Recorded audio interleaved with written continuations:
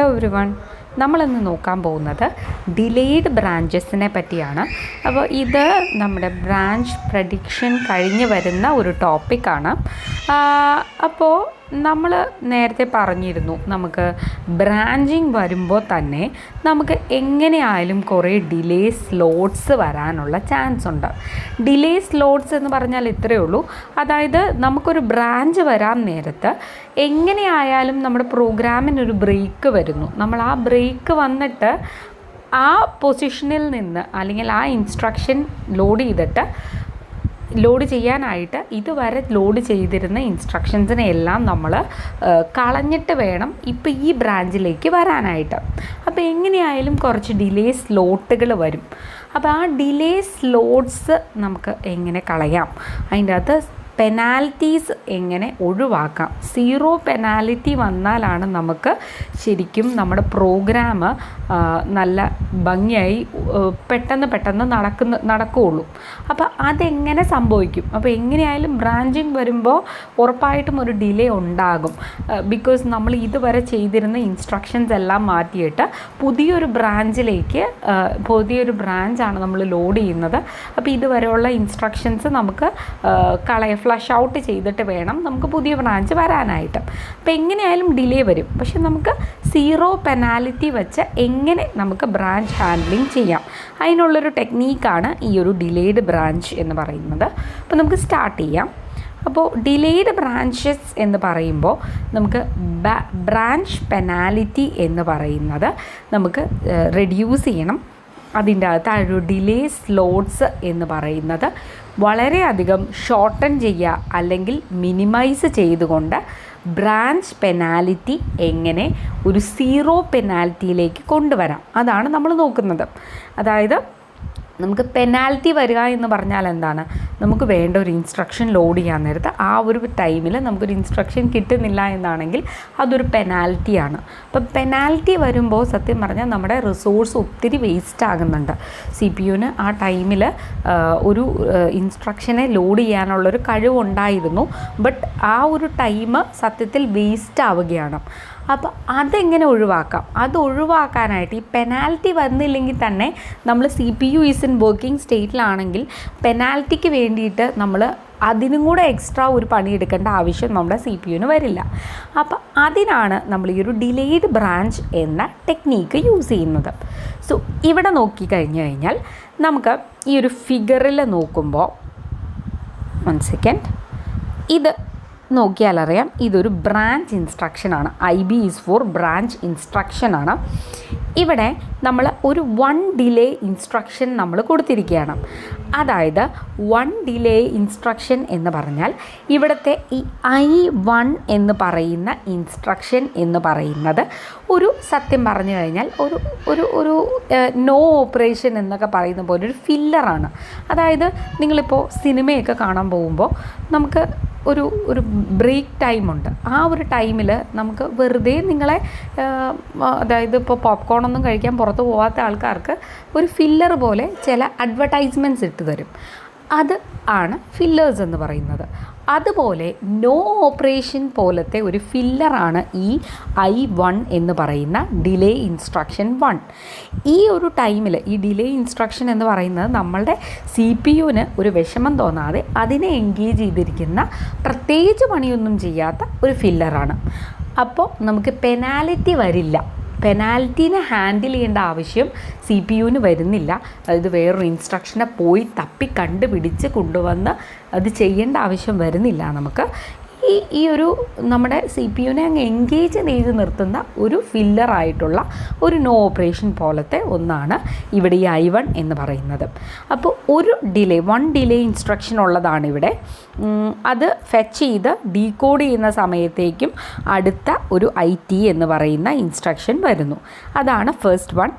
ഇനി അപ്പോൾ ഈ ഒരു ഫസ്റ്റ് 1ൻ്റെ അകത്ത് ശരിക്കും ആ ഒരു എക്സിക്യൂട്ട് ചെയ്യുന്ന ടൈം ആകുമ്പോഴത്തേക്കും അടുത്ത ഇൻസ്ട്രക്ഷൻ ഫെച്ച് ആകുന്നു. അതാണ് അതിൻ്റെ മീനിങ്. ഇനി സോ ഇവിടെ ഡീകോഡ് സ്റ്റേജിലാണ് നമ്മൾ ആ ഒരു ബ്രാഞ്ച് കണ്ടീഷൻ റിസോൾവ് ചെയ്യുന്നത് എന്നാണ് മീനിങ്. അതായത് ആ ഡീകോഡ് ചെയ്യുന്ന സമയത്ത് ആ ബ്രാഞ്ച് ഇൻസ്ട്രക്ഷനെ ഇവിടെ ഈ ഡീകോഡ് ചെയ്ത് തീരുമ്പോഴത്തേക്കും നമ്മുടെ അടുത്ത ഇൻസ്ട്രക്ഷൻ ഫെച്ച് ആകുന്നു. അപ്പോൾ അവിടെ ഒരു ഡിലേ ഇൻസ്ട്രക്ഷനാണ് വരുന്നത്.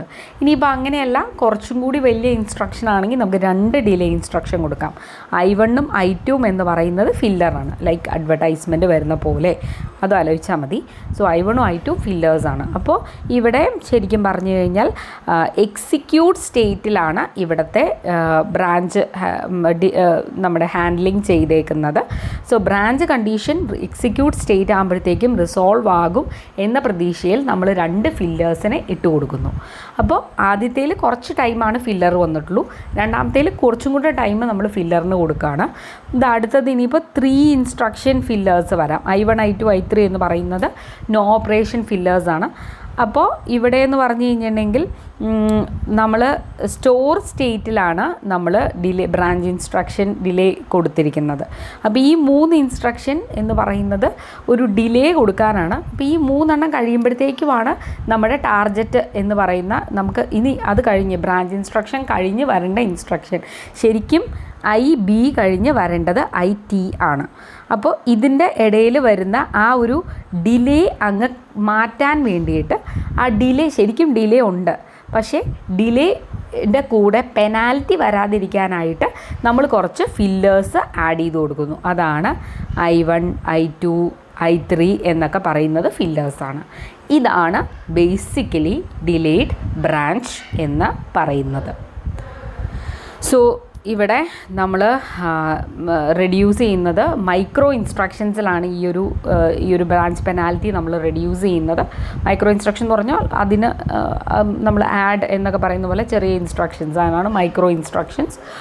സോ ഇവിടെ ഒരു delayed branch of D cycles എന്ന് പറയുന്നത് it allows at most D-1 useful instruction to be executed following the branch taken. ഇപ്പോൾ D സൈക്കിൾ ഉള്ള ഡിലേഡ് ബ്രാഞ്ച് ആണ് എങ്കിൽ അതിൻ്റെ അകത്തൊരു D-1 ഇൻസ്ട്രക്ഷൻസും നമുക്ക് ആ ഒരു എക്സിക്യൂട്ട് ചെയ്യാനായിട്ട് പറ്റും. അതിൻ്റെ അകത്ത് ഡിലേ ഇല്ലാതെ, പെനാൽറ്റി വരാതെ. പെനാൽറ്റിയാണ് അവിടെ ഇമ്പോർട്ടൻറ്റ് വേർഡ്.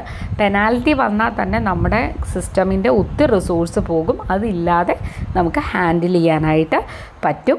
സോ ഇവിടുത്തെ ഈ ഇൻസ്ട്രക്ഷൻസിൻ്റെ എക്സിക്യൂഷൻ എന്ന് പറയുന്നത് ഇതിൻ്റെ ഈ ഒരു ബ്രാഞ്ച് ഇൻസ്ട്രക്ഷൻ്റെ ഔട്ട്കോമായിട്ട് ഇൻഡിപെൻഡൻ്റ് ആയിരിക്കണം. അല്ല എന്നുണ്ടെങ്കിൽ നമുക്ക് 0 ബ്രാഞ്ച് പെനാൽറ്റി അച്ചീവ് ചെയ്യാനായിട്ട് പറ്റില്ല.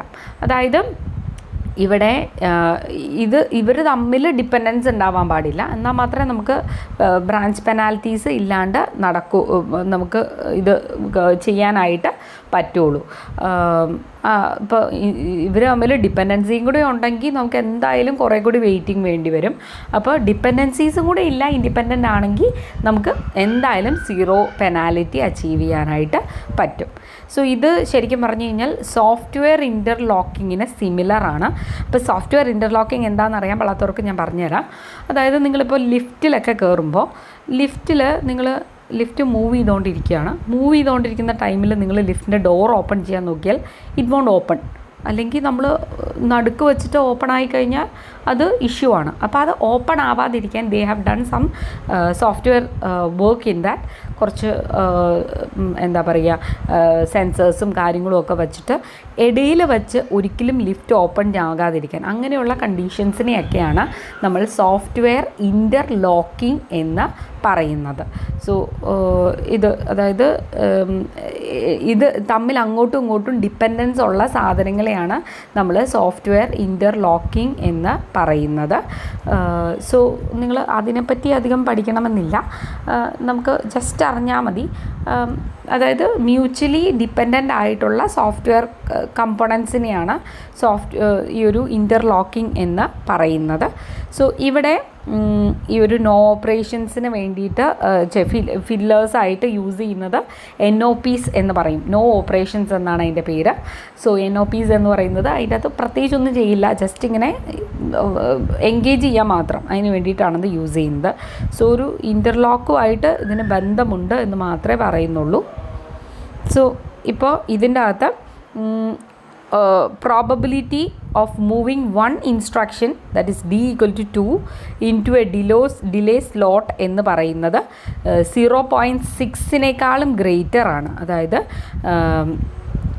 നമുക്ക് ഇവിടെ ഈ ഒരു 1 ഡിലേ സ്ലോട്ട് വരുമ്പോൾ തന്നെ നമുക്ക് ഇതിൻ്റെ അകത്ത് ഒരു ഡിലേ സ്ലോട്ടെങ്കിലും ഒഴിവാക്കാനുള്ള ഒരു പ്രോബബിലിറ്റി എന്ന് പറയുന്നത് 0.6 ആണ്.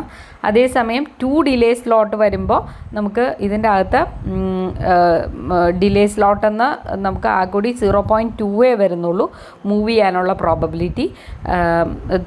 4 വരുമ്പോൾ d ഈക്വൽ ടു 4 വരാൻ നേരത്ത് നമുക്ക് 0.1% ആണ് ഡിലേ വരാനുള്ള ഒരു ചാൻസ് ഉള്ളൂ. അപ്പോൾ ഡിലേ എന്ന് പറയുന്നത് ഈ ഒരു ഡിലേ ഇൻസ്ട്രക്ഷൻസ് കൂടുന്തോറും നമുക്ക് ഒരു ഡിലേ സ്ലോട്ട് എന്ന് പറയുന്നത് ഗ്രേറ്റർ ദാൻ ഇതായിട്ട് വന്നുകൊണ്ടേയിരിക്കും. So this is about delay instructions. Hope you find this beneficial. Thank you so much.